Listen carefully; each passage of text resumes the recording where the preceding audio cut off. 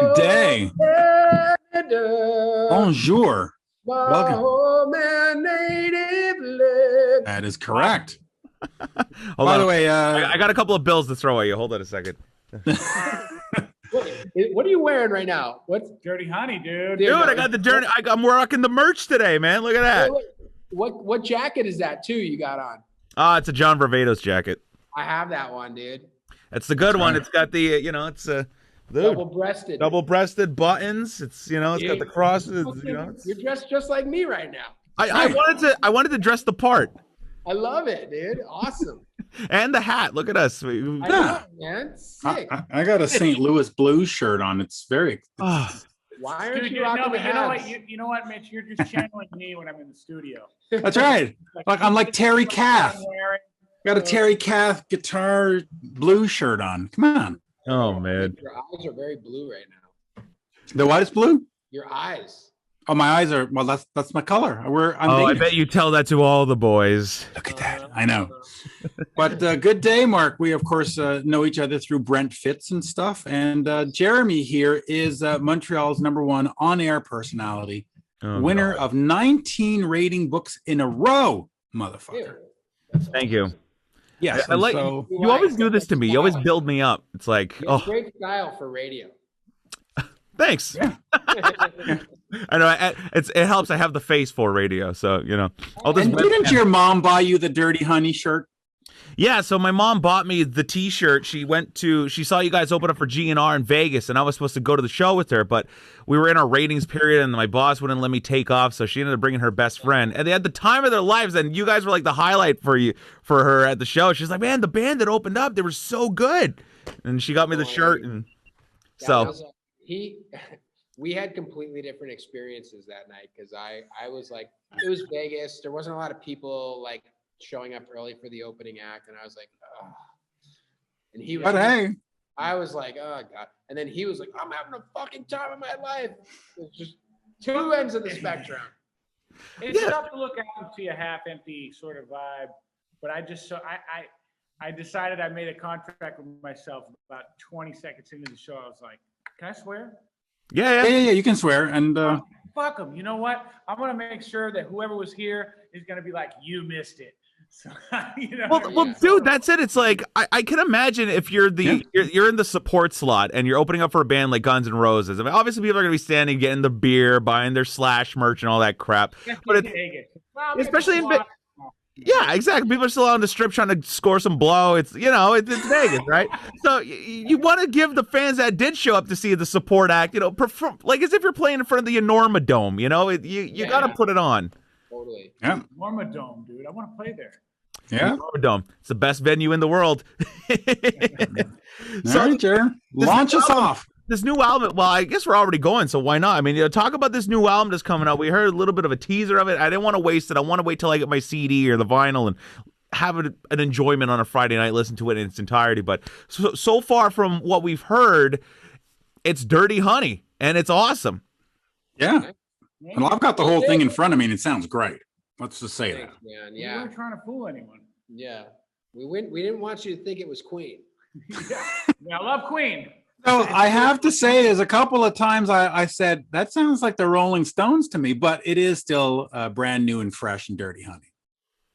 Sick, yeah. Which one gave you the Stones vibe? Yeah, we love it. Was, I think it was it Tied Up or Take Me Down? Let me listen. Probably, yeah, there's some BGs on one.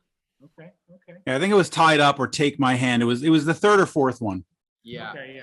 Probably Tied Up. Yeah, no, we did it here in LA again. Well, for the first time in LA, but we did it again with Nick DiDia, and we just wanted to really work on songs. And had we done it when we were supposed to originally go to Australia and record for the second time, I think we would have came out with a worse product. And the pandemic gave us a little more time to work on songs and Well, talk to me just quickly about that. You started off with an EP just to sort of give fans a taster, and then you went off and did the full length. Why not go with the full length right up front and say, all right, folks, here we are. We're new. Here's 10 songs and let's go. What was sort of the game plan? We literally didn't have enough tunes at the time to do a full length. So And you know, and not having a label. I think the initial push was to put out some songs, see if we can get some label interest, which we ultimately did. But then as When I'm Gone started climbing the charts, it turned into why, you know, we're doing this without the labels. Why not just maintain ownership of all your stuff? And why would we sign it all away now? It doesn't make any sense. You know, we've gotten so far without them. Right. Fuck them, you know? Right. Why? There's no reason to go that route anymore. It's clear as day what you can do without them. So, yeah. And then obviously we had to do some more writing, which we took a lot of time to do on tour and, you know, during the pandemic. And I think we were pretty proud of what we came up with so far. I'm super proud. I run around going, I'm killing. Fucking right, as you should. Guys, talk about the Dirty Honey sound a little bit. What'd you say? I was going to say, you know, talk about the Dirty Honey sound a little bit, because, you know, Mitch and I, we talk about this a lot, where on the pop side of music, everybody's going 80s. And on the rock side, everybody's going back to the 70s, you know, less is more, you know, analog kind of rock and roll sound. Where and why did you guys make that decision to sound like that? Well, that's always where our heart has been. And that's always what we were doing when we were in the trenches playing the crappy clubs. You know, when you struggle for so long, there is a little period of maybe like, you know, overthinking it a little and adding a few more flavors. But really lucky, we already had the gem under our nose and just sort of didn't know it, which was When I'm Gone. And so when our manager heard that song, finally a proper recording, I mean, he straight up was like, I can make that. I'm going to make that. I think he was like, I'm going to make that a number one. And, you know, he said, quote, that's a number one song if we do it right. Right.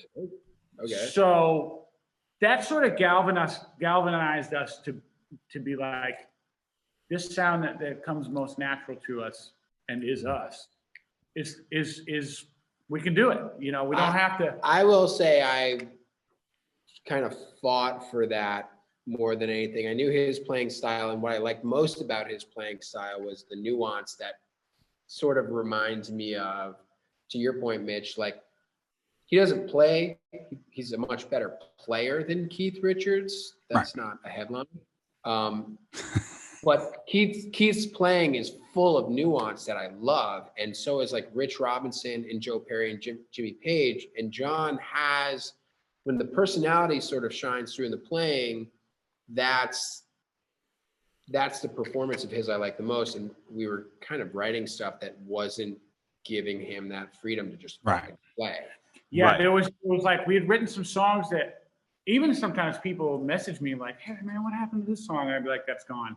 But it was when we performed them that I realized I was like, oh, there's no room for the swag. There's no room for the swagger. There's no room for those little fills. That's what it's all about. You know, right. It's like no disrespect. It's like a Muse type of structure where you're like, oh, I have to just do this. And so every night when we play it, I'd increasingly was like, I don't like fit in with my own thing. Yeah. Right. We went with a producer at one point that really tried to put us into a box of like strict performance. Oh, so bad. And who was that producer? Can you reveal the name? No, because he's a great producer, and in his lane, he's very successful. He's just wrong guy. He produces a lot of the. His name's Bob Marlette. He produces a lot of. Oh, I know Bob. Yeah, we know Bob. Yeah. Bob's great. He's just it's round peg square hole. And when we sort of mutually parted ways as kind of like this isn't working. I remember the last thing he said to me. He was like, "Listen, there's something here. Like just don't." Well, listen, there's nothing wrong in saying that. I mean, it's like saying, well, Mutt Lange working with Kiss would be kind of funky. It probably would be. It doesn't mean Kiss sucks, and it doesn't mean Mutt Lange sucks. It just means that combination. Yeah, and I also feel like, you know, a producer can really put a stamp on a band in a good way or a bad way. If the producer's going to go in and elevate your performance and take you to the next level versus trying to put you into a box that they have in their mind of what you should be, which is complete opposite of what you want to be, it's not fun for anybody. No. So to wrap it sort of back around, it's like we had When I'm Gone under our belt this whole time. And recorded it once with Bob, actually. Didn't come out, but it lost all the nuance that we all love in the performance. Well, what do you mean by that? Was it like too robotic, the performance? Like, he has a thing, and the way he does it is like it's very commercial new rock. Right. So you tighten everything up. You wanted it all on the grid. You wanted it all like gridded out, grid. And that's not rock and roll. You want it. I've never played so in time in my life. Really, I was like, whoa, because I feel like I killed it. He was like, okay, you want to do it again in time? And I was like, what, you know? But yeah, because there's got to be some feel, and there's a perfection in the imperfection as well on music. In what we in love, music, yeah, exactly. Yeah, you listen to and that's not necessarily, you know, Bob's had a ton of success with a lot of different artists, and his thing works, but it was when Nick was like, listen, gotta get these performances just right with the nuance. And sometimes, you know, he specifically would go back and be like, oh man, I think there's like an upstroke there that shouldn't be there. And he's like, it's cool, man. Chill. It's cool. It's loose. Yeah. And John, especially as a guitar player, you want to have the little, you know, grace notes inside the performance, and you want the chickas, and you want all the string noise here and there. Yeah, and there's some fun little mistakes on all the records. The only time I'll go in and be like, hey, we should fix that is if like I kind of botch it like the first time around. Right. Like I don't want the intro of the tune to be like wrong, you know. Right. But, like.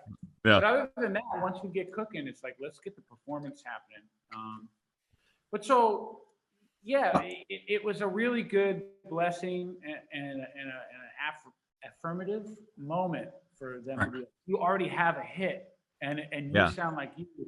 And so coming into this moment where this is happening, it's like, we're just being ourselves, and that's the best part. And we're doing what comes naturally to us.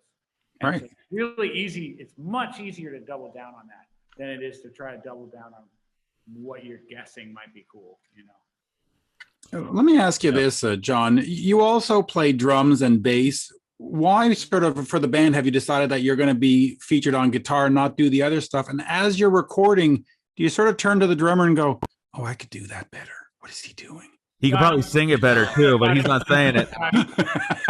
I could sing it better. What the hell is he doing? Here's the deal. Corey's a drummer. If we were to compare each other, he's a drummer, and I'm just like a guy who owns a drum set. Gotcha. All right. Like, it's not even close. You're the Your buddy hobbyist. Brent, Mitch's buddy Brent actually came up to me and he was like, Corey's like a real drummer. He's like practicing like some crazy jazz shit. And I'm like, yeah, no, he's like really a good. Superman. He's like got a Superman cape, and I'm like on the street with like no shoes. Yeah. Right. And that's also the relationship that I feel to John about playing guitar. But, you know, when you're by yourself, the whole me playing drums and playing bass is just, I'm by myself. I have those things in my house. I'm such a fan of drums. I'm always paying attention to Corey. I'm always trying to pick things up. And so when I make a demo, I'll just do the basic kind of idea I have, so that mainly for him, so that he can vibe on it and be like, okay, I hear, you know, I feel it more than just like a random guitar part by itself. Yeah. And the identity of the band Dirty Honey, the sound on my demos isn't there when it's just me playing all the instruments. It's not there. In fact, what's there is usually where I'm getting the influence is more obvious. So if I got kind of like an AC/DC-ish idea, it would, you know, I'm playing the AC/DC drum. Corey would never do that, and that's what gives us our sound, is like him coming in, coming from the, you know, different area. Yeah. Let me ask you this. Let me ask you this about launching a new band, because, you know, you look at a band like Kiss or Aerosmith, and they've been around for 50 years. And when a pandemic hits, they just take a year off and whatever. But you're trying to build an audience. You're trying to build a fan base, and you have this time taken out of your, you know, moving forward. How does that affect the band, and how do you sort of get that fan base and stay engaged with people that aren't fans yet? I mean, how do you how did you ride this out for the last year? Well, we came up with a couple of different little interesting ideas. Certainly, there was a point during the pandemic where I just said we have a social media call every week, and I was like, we can't just keep posting like this time. Here's the video. We were in Montreal, at MTL Fest or whatever, or heavy MTL, and I was like, nobody cares anymore. Nobody wants to do that. Let's do something different. And so we came up with this idea, the suitcase sessions, where we would go out and perform in like unique places and film it. So that was cool. That was a fun way to waste some time.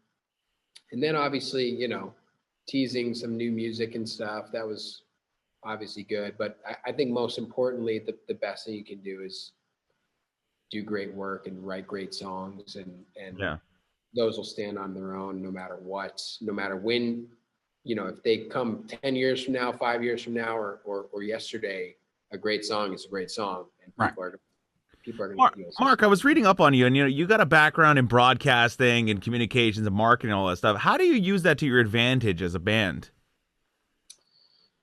I sort of serendipitously fell into the job that I had before all this was going on was location scouting for films and TV shows. And that, yeah, you like that one? Can you say that in the episode? Are you allowed to? A big word like gymnasium. Say it a little slower, please. Serendipitously. No, but having that knowledge of locations and a filming background definitely helps when we shoot videos or any type of video content. And in the same way that he likes drums, that's my like nerd out. Yeah, it really helps too, because if I like have anytime I've ever come to him with like, what if the music video was this? It's like he's quickly like, well, that would take 2 cameras and we'd have to hire a stunt guy. So no, we can't do that. Like he has, he's like, and that location, there's only one of those in the area, and that costs money. So sometimes the guys would be like, what if we shoot at the Greek theater or whatever? I'm like, that's like 20 grand. Yeah, someone's got to be budget conscious. And he just knows like he can come up with an idea and know that it can be done with one camera. Right. Yeah. He can know like, oh, okay, well, I've been to this area. We can sneak in there and they won't catch us. Or like, Yeah, there's a lot of that. There's a lot of that knowledge where, I don't know that kind of stuff. So. No, because I saw that, you had a degree in broadcasting. I'm like, what, did this guy want to be like a radio guy or something? Or like, what was the plan? There really wasn't one. There wasn't a plan, honestly. By then I was studying. Or were you that guy that like you applied to everything else and they turned you down and you're like, communications, fuck it, let's do that? Pretty much, honestly. I remember thinking school. That's what that degree is, right? Yeah. Pretty much, yeah. I mean, there was nothing. I took catch all. I adamantly believe I learned more living in Italy for a semester than I did in college, learning anything in college. I think you just have a way better view of the world. You understand yourself better and what you want out of life. Moving, same. I didn't do that. Traveling, is an important part of being a cultured human being, and ultimately that's what led me back to music, was living in Italy. So in terms of the communications degree didn't get me any job in TV or film out here. That was literally a friend called me. He's like, I think you can do this job. Yeah. I don't know anything about it. It's like what my mom said. It's not what you know, it's who you know. That's really what it comes down to. A lot of the time, those degrees aren't worth the paper they're printed on. So, No, it was a total waste. I mean, dude, definitely, yeah. Honestly, if I could go back and do it again, I would probably go backpack through Europe and not even go to school. Honestly. Nice. Let's talk a little bit about the producer, Nick DiDia. He's worked with everybody. I'm just looking at his list, from Billy Talent to Bruce Springsteen to Alice Cooper to Glenn Danzig to King's X, Korn. But he's been around for 30, 40 years. What does he bring to the band in terms of the sound? I mean, obviously he's got experience, but you want to create something new and fresh. And he's been around for 30 years. Can he bring the new and fresh to you? What does he do for you? I think he is doing that. Okay. Well, just based on a lot of the comments, people say that the recordings sound modern, but Mhm. have that nuance and that it's like live feel. Well, that's what I said at the beginning. It, you know, on the pop side, it's super produced electronic music, but then you listen to the rock guys, and it sounds like a live performance. It sounds like a band again. Yeah. Right. He's got a like a very Mike Klink and like Ted Templeman approach where he's like, I'm basically gonna try to capture the band rather than put my stamp On the band. on the band. Totally. And you can hear that difference between like DLR, Van Halen, and Van Hagar, right? It's like Van Hagar's like completely sounds different, not just the music, like the recording is very much a blues pop recording. And I think that Nick's approach with that is in line with us. And the fact that he doesn't allow us to go too hard down the, if we have a song, for example, that's like kind of Black Crowes-y, Right. he'll make sure we don't record it exactly the way they do, which might dismay us during the process a little because we're like, it doesn't sound like what I love, but it sounds like us. And Well, I mean, listen, I'll say that's very smart because if you end up being the next Black Crowes, people are just going to say, "Oh, well, they're the poor man's Black Crowes," and that doesn't do you any good. You want people to say, "No, they're Dirty Honey." Well, that's it. it's tough when you're in our position because you know, like that's and apart from the fact that I'm way worse at drums than Corey, that's actually one of the problems with my demos too. Like I said, if it's an AC/DC type idea, it just straight up sounds kind of like that. Mm-hmm. So there's still work to get it to where it's. And once it goes through everybody's like check mark, I guess it usually winds up sounding like Dirty Honey. Yeah. I think we've achieved that so far, and Nick's the last link in that chain, and he's done a great job at it. Well, you know, look at all the shit that Greta Van Fleet takes for wanting to be Zeppelin. I mean, you guys are paving your own path, and you're not taking shit. You're actually getting support. So. Been nice. I will say I really like that band. Yeah. But I am proud of the fact that if somebody, you know, whenever you go on and look at comments or whatever, people will be like, there's like 30 different comparisons that we get. You know, versus one. Yeah. And I don't knock them for that at all. They're making great blues-based rock and roll to me that I'm totally cool with. But we have run into people that know them really well, and you know, I think that's something that they're trying to get away from a little bit, which is cool. You know, they gotta find their path and find themselves, and I think they are. You know, Mm-hmm. but most importantly, I don't think they're doing anything that's not authentic to them. No. Right. And neither are we. And at the end of the day, that's really all you can do. So. No, and especially in the rock world, you can see when people are being fake as fuck. Whereas if they're actually doing it and legitimizing it, I'm good with that. Yeah, I'm cool. I'm totally cool with them doing their thing. It's fine. I don't want to get into the whole rock is dead debate because I think that's completely silly. But in terms of putting a rock band together and starting in this field, it probably would be easier if you were a pop band or if you were, you know, you had more keyboards or had more whatever. Talk to me a little bit about the decision to play this style of music rather than take your talents and go be, you know, another Weekend or a Post Malone or you know, be something completely different that would sell easier. I mean, it goes back to what I just said. It's not authentic to what we are. I mean, I genuinely, he did some sideman gigs. He's a really accomplished guitarist and he's good. John's a good looking dude. He could easily hop on stage and tour with Ariana Grande or somebody. You know, he's got the looks, got the talent. I mean, he totally could. Yeah. I can't do that. Nobody's hiring me as a background singer for anything. He's been on a gig with me where I literally, we were doing a gig where I was the front man for the first couple songs of this orchestral rock thing that we did at a couple cities around the country. And then they were like, Mark, sing, you have the third on this harmony. And I don't fucking know what that even What the means. fuck is that? And John was looking Is over. that the at Michael me. Anthony part or what? It probably is.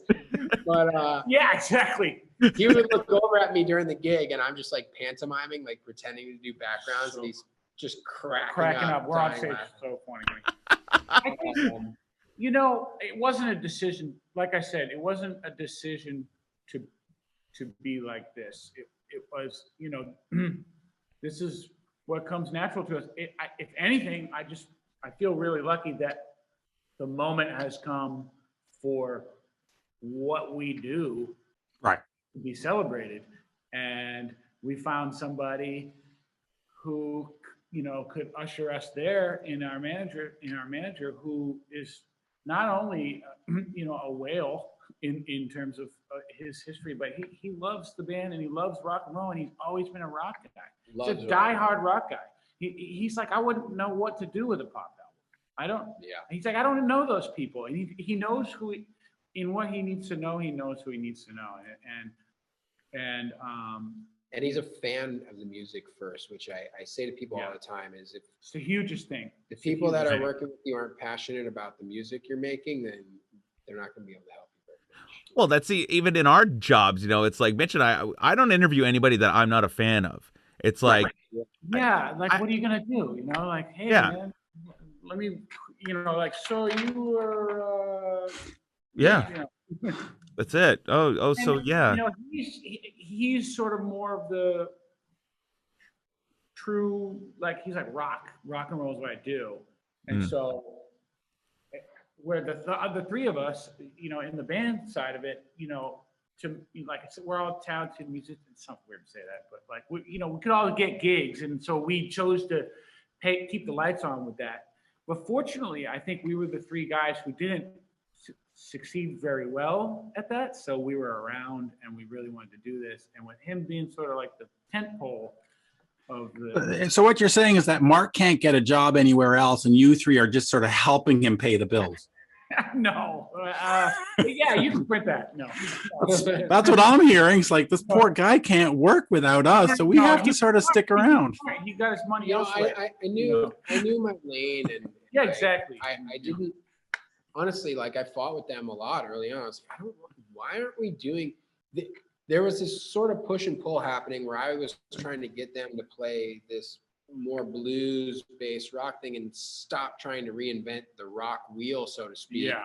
And they were like, well, you also got to like sing a little bit more melodically, because just singing the blues isn't going to get us anywhere. So we went like this, shoot, and we were sort of disagree, and then it all just kind of came together. yeah. Gotcha. And it came back, and the best part is where it came together is like, it's like we're right at home, Totally at home. you know, and so where we're at now too as a band, creatively, everything, it's like we're actually at the best. It's like, and they all just how I couldn't ask for a better timing, you know. During the worst parts of the journey, it's very frustrating, but now that it's where it's at, I wouldn't change a thing, you know. Right. Oh, you guys just seem really happy and stoked, and like you're having a blast making this music, and I think that's what it's all about at the end of the day. So Yeah, right. You know, and then I hope that radiates. yeah, well, it comes through the music. I'll tell you that. I can feel it. Yeah, I mean, it's all about having a good time, and you know, we didn't get into this to be fucking miserable all the time. That's So. your soundbite. We didn't get the right. We didn't get, what is it? We didn't get into this to have a bad time. We didn't get into this to have a bad time. Yeah. And I know you guys prefer Van Hagar over Van Halen, so that's good. Whoa. Who said that? Whoa. That was just the vibe I was getting. It's okay.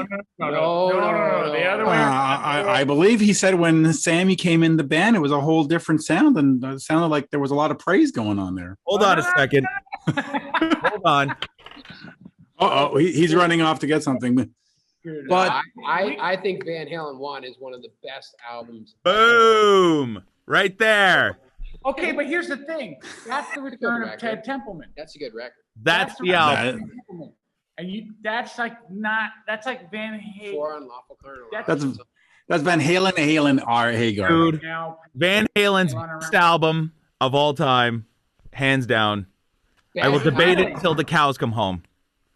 Yeah. We'll debate that with you till the cows come home. you can't beat one. There's no way you can't beat one. One is one of the greatest pieces of rock and roll work that exists. You can't beat one, dude, and you can't beat 1984. Well, He's a Hagar guy. He's a Hagar guy. But I'm telling you, that's the return of the DLR producer. I have 11 ways that you can beat Van Halen 1. Right here.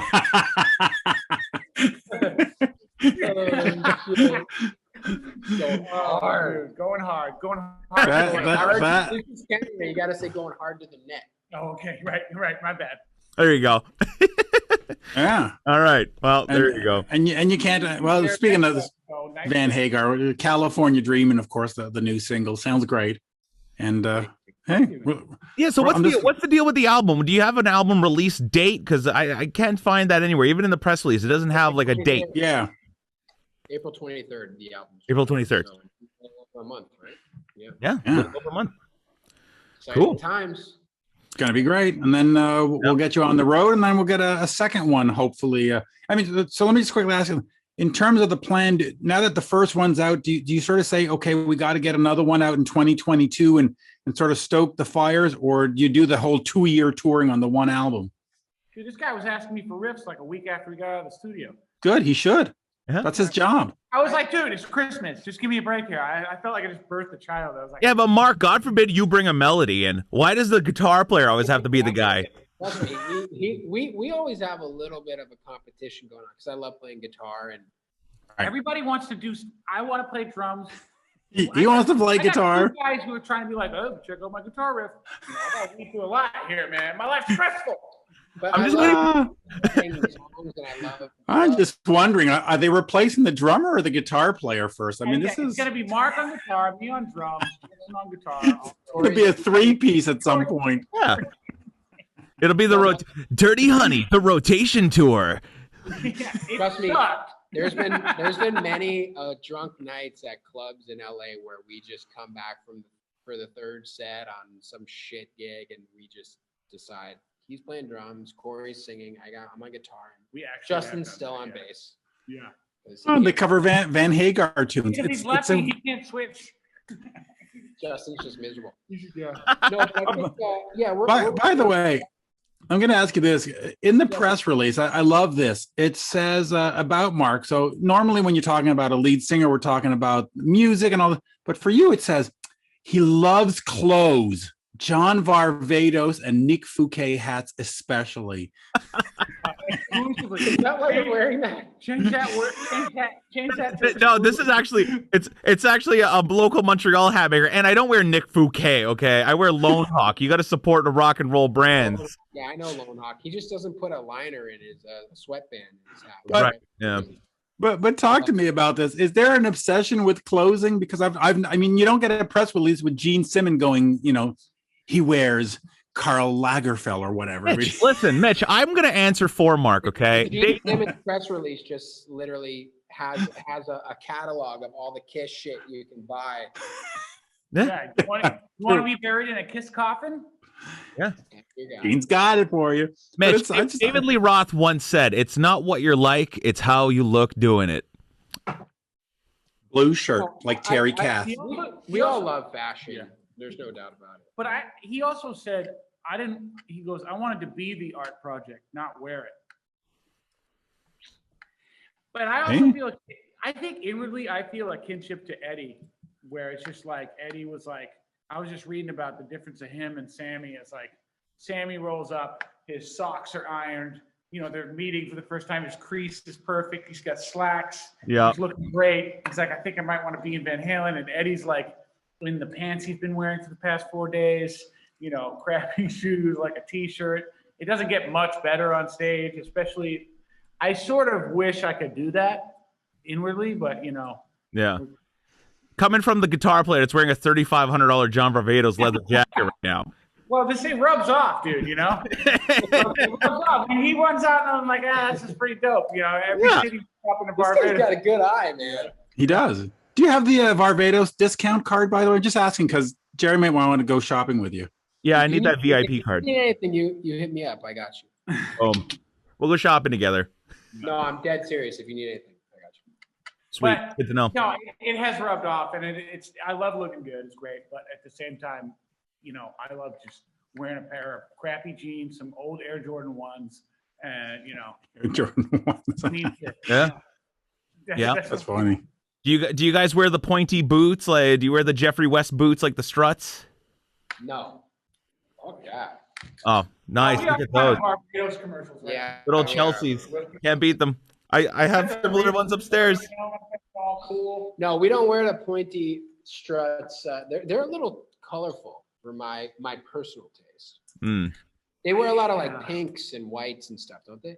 Yeah, a little. Depends on the tour. They're like mildly glamish in their Yeah. look. Not Listen, rock and roll fashion. It looks cool. What can he say? They can get away with it for sure. I want to see who's going to be able to pull off one of those leotards that like Freddie Mercury wore, and actually also DLR wore, where it's like open all the way. Yeah. Cup. There's a cup. Yeah, let's see that guy. Big bush sticking out. Who's going to do that? Correct. John, it should be you. Why not? I guess a few more crunches, and then I'll send you a pic. That's it. Mitch, we'll get Mitch in a leotard next time we do an interview. So where are you guys right now, Mitch? Are you in Montreal? Or? Both of us are in Montreal. Yeah. Oh, Yeah. Okay. Yeah. About 20 minutes away. The situation there is not going so hot. No, no, we're falling behind and we're still under curfew. But they moved it to 9:30 now. So look at us. What does that look like in Canada? You're under I don't. Well, they literally, if you're outside after, it was 8 o'clock until yesterday, and if you were outside, they give you a $1,550 fine. What? Yeah. What does that do? A curfew? You have to be in your house by 8 o'clock. But it prevents you from being exposed to it. That's the whole gist. Because you're not running around at a party or having a rave in your fucking garage, Like senseless. It's like taking away the extra senseless gatherings. Like pretty much. Right. Fine, but like wow. Right. And all the businesses had to close at 7:30. So it's not like you can sit there and say, well, I work at McDonald's, so that's why I'm still out at 10 o'clock. They went, nah, everything's closed at 7:30. You need to be in your house by 8. So yeah, and you can't even get a meal. If you don't have any food in your house, say it's at midnight, you're fucking starving. You can't get a meal until the curfew wraps up in the morning. So how long has that been going on, that situation? 70 days. 70 days. Wow. So it was relieved and then it went back to that. No, we've been under curfew. And all they did is that now it's 9:30 instead of 8. Yeah. Wow. Holy shit. Just like adults. What they're really saying is you're all children and you need rules. Correct. And you can't take care of yourself. Pretty much. Listen, I don't understand why I can't go to a Tim Hortons at 10 o'clock and get a coffee, because it's me and my car. It's not exactly like anyway, whatever. Yeah. Old man yells at cloud. Anyways, we're running out of time, so we'll wrap up. Dirty Honey, brand new record coming out April 23rd. Get it wherever music is sold. Make sure you buy the CD, get the vinyl, because when you go see them at the show, they can't sign your Spotify. Got to have the CD. That's a great one. I love that. Can't sign the Spotify. All right, Mark, John, it's a pleasure. And John, next time we'll talk more about guitars and stuff. Yes, please. Something Yeah. I'm actually interested in. It's a rock and roll interview all about fashion. Brilliant. Perfect, as it should be. Always a pleasure seeing you guys. Thank you again, Mitch. And It's a pleasure. obviously too, we'll hopefully see you guys sooner than later. Hopefully in Montreal at a nice live show. That would be great. Yeah. I'll be back. In fact, Dirty Honey was one of the first ones that was canceled on the, you were supposed to be here in Going through in April, I think. April. May. Yeah. Yeah, where were you supposed to be, at the Metropol or You guys were playing one of the big clubs over here, like the top venue before the arena, and Yeah. and it was like 2 weeks away and it got canceled. It was like, oh. yeah. Was that were we headlining? Was that a headlining? I think so. Yeah, Was I that believe headlining? it was headlining. I think we played Tellus before too. Yeah. We can't thank you guys enough too. We've been on the Spotify artist page and stuff, and Montreal comes up as like a top 10 city. You know, obviously it's not nearly as New York, Chicago, and LA, but it's way up there in our most streams. Absolutely. Good. Well, Good. Thank you. Well, Thank you, we'll boys. We'll have a big hang next time you're in town, so we'll have fun. We're down. All right. Cheers, Cool. guys. See you guys. Cheers. Stay Thank safe. you. See you later, guys. Bye-bye now.